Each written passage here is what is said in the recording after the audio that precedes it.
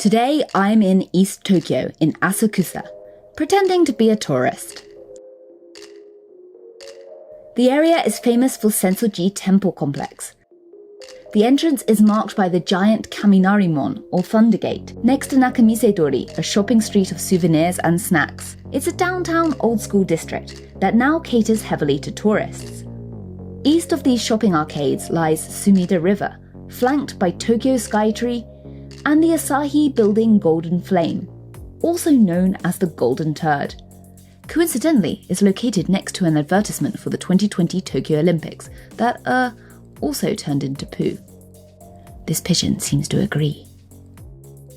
We're on our way to get some British food, and Chris is quite excited. Great.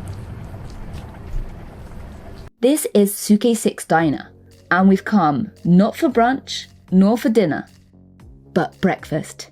English breakfast in a frying pan. Good morning. I cannot take off my glasses until I've had some caffeine. Been trying to film, but I just need the caffeine.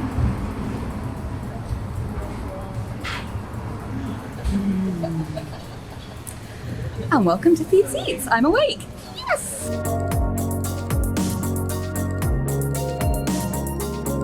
Suke6 Diner takes its name from Suke6 Yumedori, the street which runs to the east next to the river.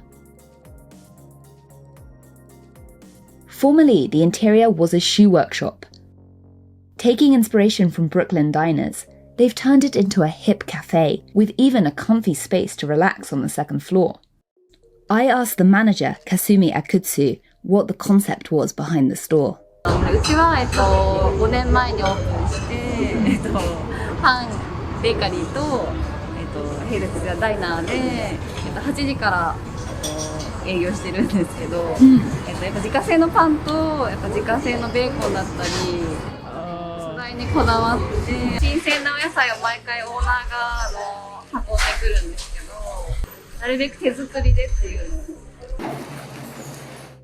Wow, so there's even a bakery on the third floor called Manufacture, where you can also buy fresh veggies. Nice.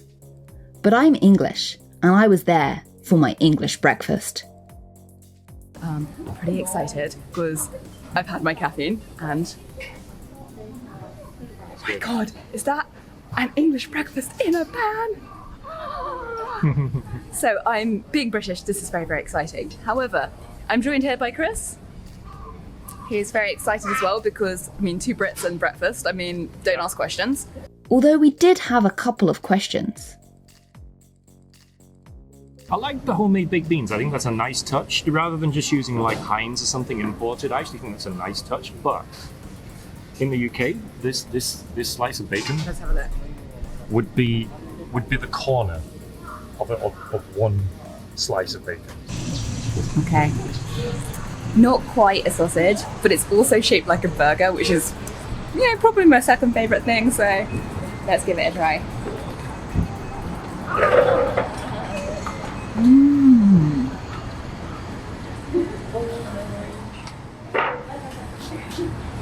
Is that sage? Is it sage? There's some kind of herb in it. These are flavours that remind me of stuffing. British stuffing. I'm very, very happy.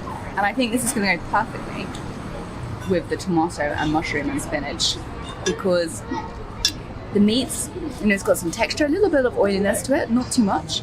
But that tomato is going to cut right through that and be really refreshing.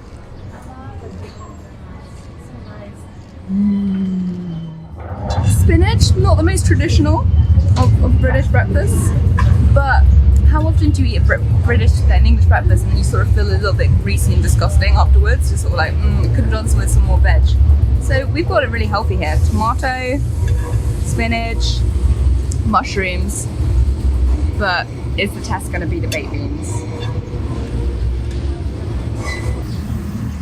Well, they match my outfit.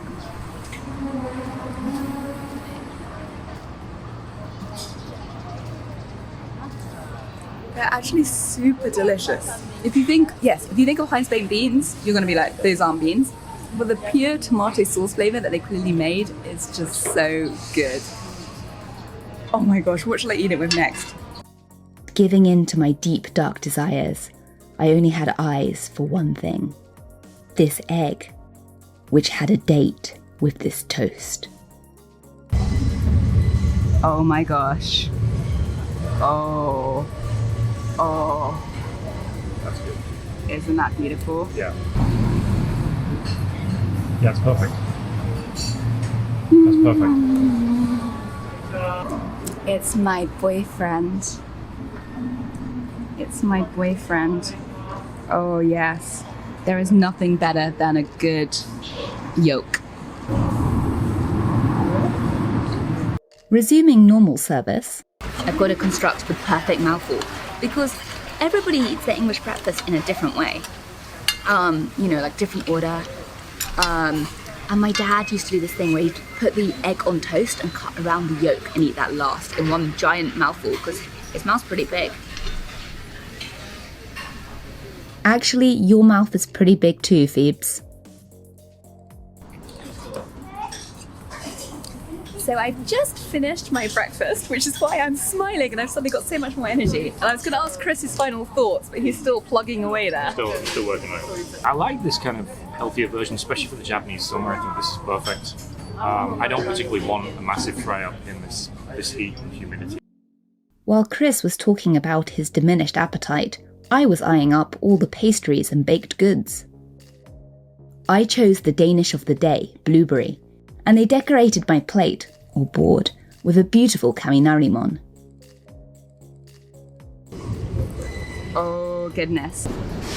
Oh, look at the custard in the middle. Look how crisp that is, but with the gooey custard in the middle. Only one thing for it.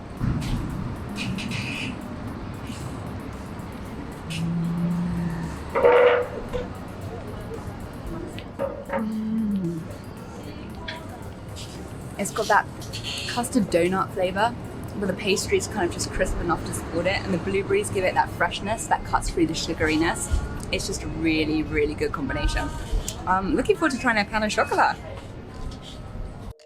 So while I was dreaming of what to eat next time, Chris had the last word.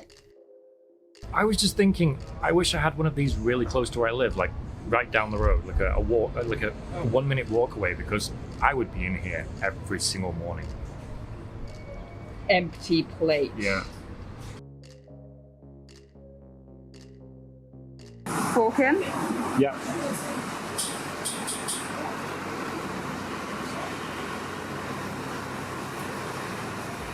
I won't break. There we go. It's quite a.